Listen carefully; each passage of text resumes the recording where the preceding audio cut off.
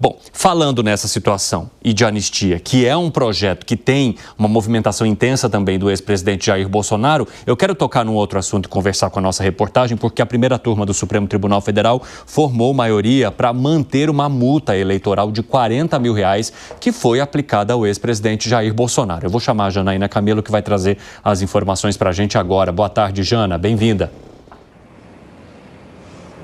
Muito boa tarde, Evandro. Boa tarde a todos. Pois é, esse julgamento é com relação ao recurso que foi apresentado pela defesa de Jair Bolsonaro contra essa condenação no TSE. Naquele caso, Evandro, daquele site LulaFlix, que foi criado pela campanha de Bolsonaro em 2022, ali em plena corrida eleitoral, uma alusão ali ao Netflix, né, LulaFlix, e aí um site criado com notícias negativas ali ao, então, adversário de Jair Bolsonaro, na época o Lula, né? Entre essas notícias, por exemplo, uma notícia ali de que Lula era associado ao PCC, que é a maior facção criminosa aqui no país. Então, essa condenação ali do TSE, os ministros do TSE entenderam que Jair Bolsonaro, a campanha dele, violaram ali regras eleitorais, especificamente a regra de impulsionamento durante as eleições, porque não é proibido o impulsionamento na internet de conteúdos durante a corrida eleitoral, durante as eleições. O que não pode acontecer é você impulsionar um conteúdo que seja negativo, que seja ofensivo ao adversário, que seja enganoso, por exemplo, como essa notícia aí do PCC. Então, a defesa de Bolsonaro, com relação a essa condenação, entrou com um primeiro recurso aqui no STF, com a alegação de que essa decisão do TSE estava violando direitos de liberdade de expressão. Esse primeiro recurso foi negado pelo ministro Flávio Dino, e aí a defesa de Bolsonaro entrou com um novo recurso contra essa negativa de Flávio Dino, que agora, então, está sendo julgada pela primeira turma aqui do STF. E aí já temos a maioria da primeira turma contra esse recurso, para manter essa condenação, né? Porque a primeira turma tem ali 5 ministros, 3 ministros já votaram contra esse recurso da defesa de Bolsonaro. Flávio Dino votou, Alexandre de Moraes e também Carmen Lúcia. O ministro Cristiano Zanin, que também faz parte da primeira turma, ele se declarou impedido de votar, porque ele era ali, na época, em 2022, ele era o advogado da campanha de Lula, né? Então, ele se declarou ali impedido, seria suspeito de votar nesse julgamento. Falta votar apenas o ministro Luiz Fux. É um julgamento que está acontecendo no plenário virtual e vai até a próxima sexta-feira. Evandro. Obrigado pelas informações. Agora, Jana, eu queria te fazer uma outra pergunta também, porque falando do Bolsonaro, aquele inquérito, gente, que apurava se ele tinha importunado uma baleia, parece que foi arquivado, né? Ixi, perdemos a comunicação com a Janaína. Ela botou a mão no ouvido para ouvir a comunicação e aí alguém a abduziu. Eu acho que tocou e aí cortou. Quando toca, às vezes, o negocinho... Ô, Gustavo Segré, vamos falar primeiro sobre essa questão relacionada à importunação. É mais um processo que o advogado Jair Bolsonaro, em seu argumento ali para o Supremo Tribunal Federal, disse que ele foi, né, como um modo de perseguição, ou seja, tudo aquilo que Bolsonaro fazia virava algum tipo de ação, que era apurada depois pelo Supremo Tribunal Federal, e agora mais uma cai, que é relacionada à baleia. O Ministério Público Federal disse que não havia provas suficientes de que Bolsonaro, de fato, tinha a intenção ou quis ir lá importunar a baleia. Como é que você avalia essa situação? Quanto dinheiro público gasta em coisas ridículas?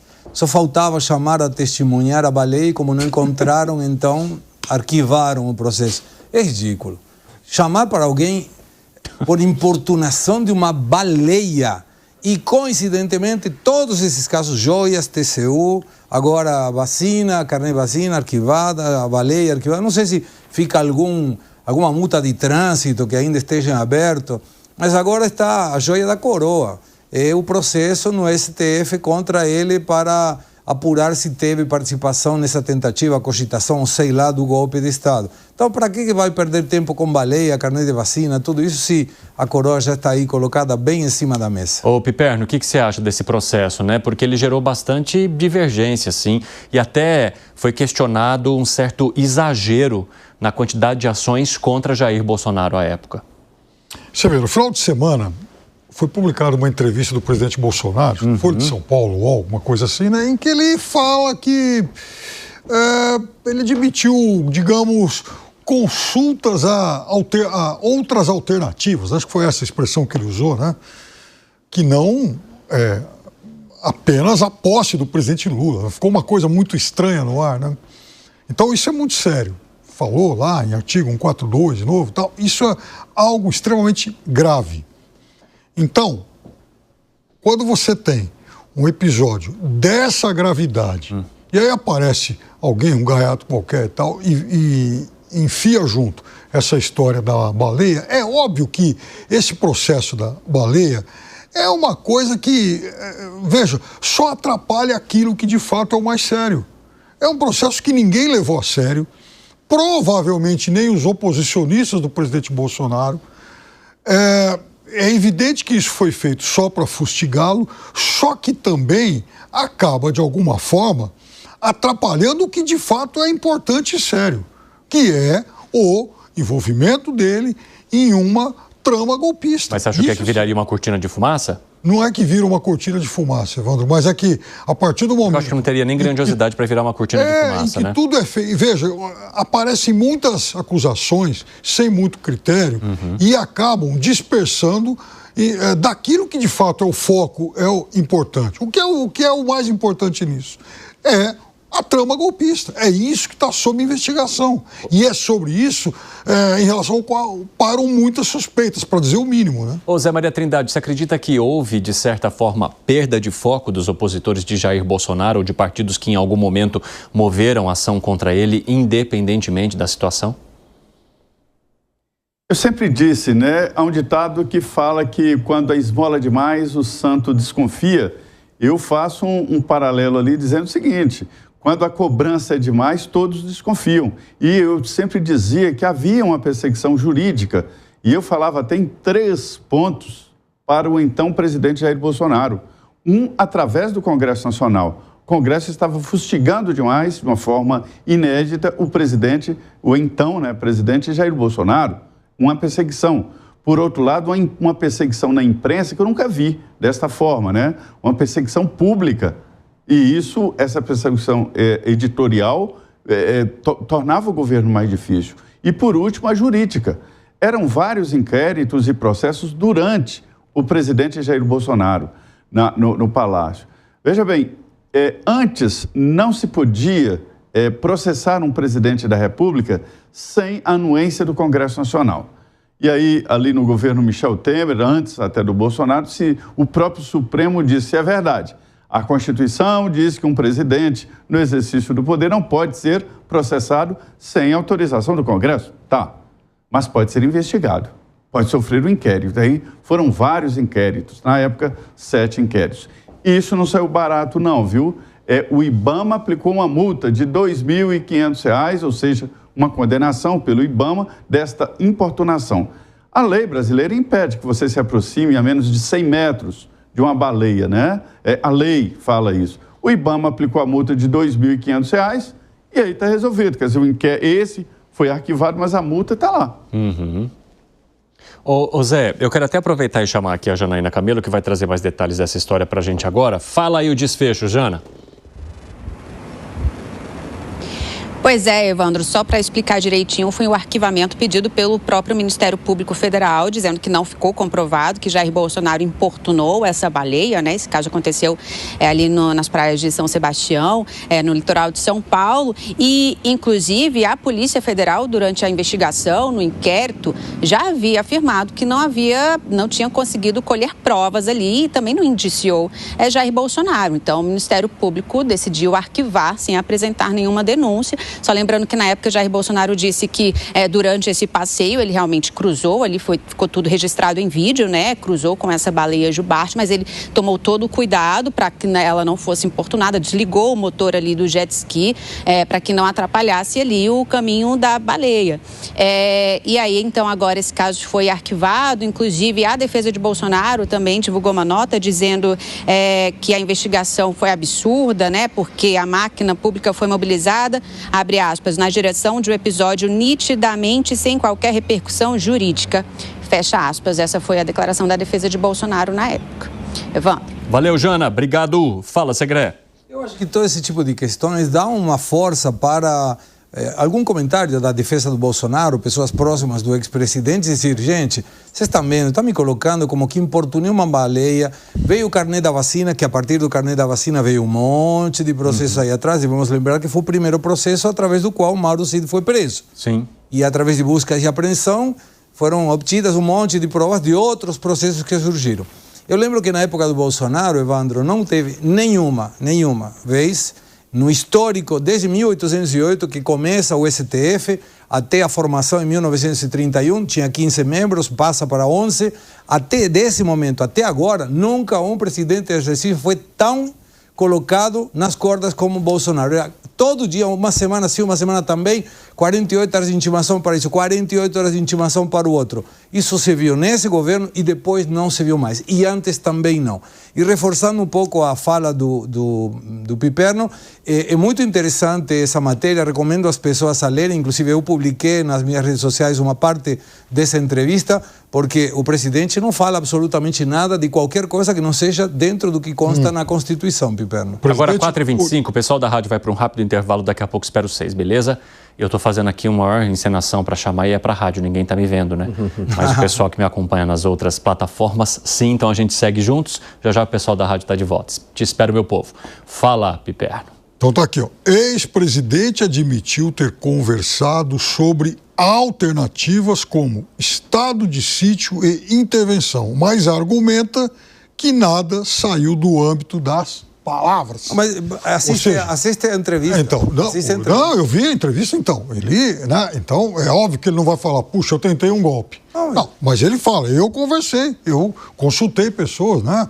Enfim. Mas sabe que para qualquer dessas duas determinações precisa do Congresso, né? Não pode fazer nada. Então, agora, Segré, tudo bem, precisa do Congresso, é constitucional. Agora, qual é... Tá bom, perfeito, precisa do... Para essas alternativas aqui, sim. Agora, me diga uma coisa. Qual é a intenção, o objetivo de um presidente que tem que transmitir o poder para um outro que o derrotou nas urnas, cogitar esse tipo de alternativa? Por que isso? Por que não seguir apenas a normalidade da transição? Por que pensar em soluções aí diferentes? Mas ele explicou isso.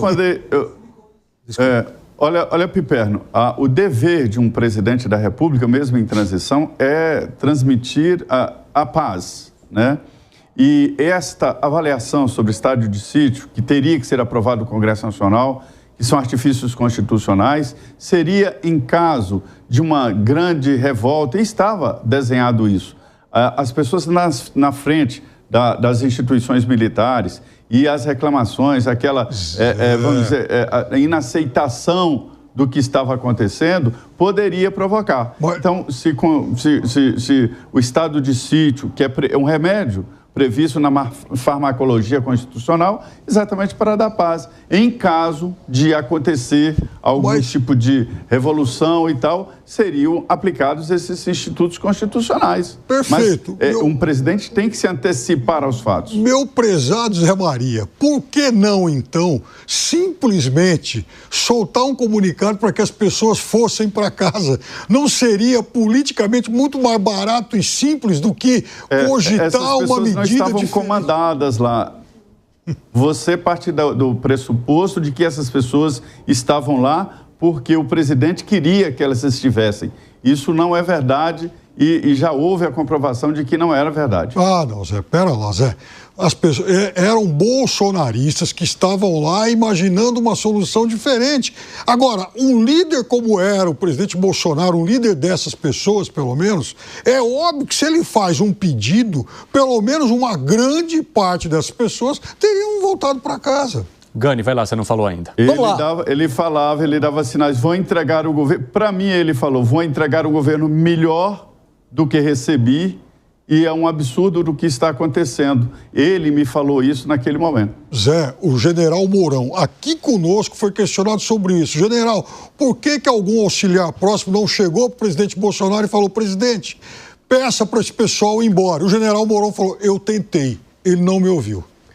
Vai lá, Gani. Olha, voltando à história da baleia, né? A baleia tem um simbolismo muito grande, porque mostra que Jair Bolsonaro estava sendo cercado de vários lados, né? Muito bombardeio de processo judicial, uma espécie de assédio judicial. E aí, é claro, que dá a interpretação de uma perseguição política. Até porque, durante o caso da baleia, das joias, da vacina, sei lá mais o quê, não tinha ainda, a gente não falava do golpe, né, ou da trama golpista. E a partir da live, que depois se transformou no inquérito da vacina, uma coisa foi puxando a outra, né? Só que isso, do ponto de vista processual, não é correto, né? O tal do Fishing Expedition, quer dizer, você investiga alguma coisa para ver se você pega alguma coisa mais grave que não tem nada a ver com a investigação e com o inquérito original. E, de fato, funcionou. Quer dizer, você foi lá puxando, até chegar naquelas conversas, né? Na suposta